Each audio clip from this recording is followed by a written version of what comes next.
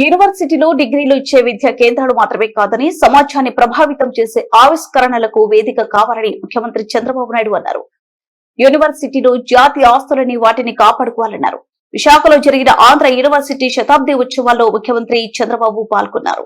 అనంతరం యూనివర్సిటీలో 64 కోట్లతో చేపట్టిన ఏయుఐ ఫ్యాక్టరీ నెట్వర్క్ సెంటర్ ను సీఎం ప్రారంభించారు.